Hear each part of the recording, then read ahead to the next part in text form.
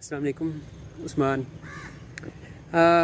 حضور صلی اللہ علیہ وسلم کے دور کی بات ہے کہ ایک دفعہ سے حضرت سہل بن حنیف رضی اللہ تعالیٰ عنہ نہا رہے تھے، ساتھ ہی سے حضرت عامر بن ربیعہ رضی اللہ تعالیٰ عنہ کا گزر ہوا، اور انہوں نے انہیں دیکھ کے کہا کہ جیسا آج دیکھا ہے ایسا پہلے کبھی نہیں دیکھا، اتنی خوش رنگ جلد تو کسی پردہ نشین کنواری لڑکی کی بھی نہیں ہوگی۔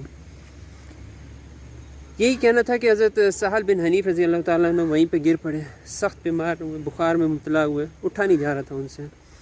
انہیں حضور صلی اللہ علیہ وسلم کے پاس لے جایا گیا اور کہا کہ یہ تو گر پڑے ہیں۔ حضور صلی اللہ علیہ وسلم نے پوچھا کہ تمہیں کس پہ شک ہے ان کے معاملے میں؟ تو کہا گیا کہ حضرت عامر بن ربیعہ رضی اللہ تعالیٰ عنہ پر۔ حضور صلی اللہ علیہ وسلم نے فرمایا، اس کا مفہوم ہے کہ کیا وجہ ہے کہ کوئی آدمی اپنے بھائی کو قتل کرنے والی حرکت کرتا ہے؟ تمہیں اگر اپنے کسی بھائی کی کوئی چیز اچھی لگے تو اسے برکت کی دعا دیا کرو۔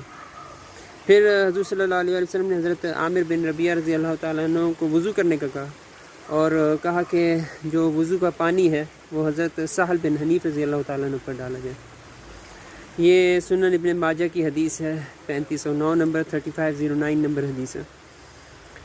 اس سے ظاہر ہو رہا ہے، اور اسکالر بھی کہتے ہیں کہ جب آپ کو کسی کی کوئی چیز اچھی لگے تو برکت کی دعا کریں، اللہم بارک کہہ دیا کریں۔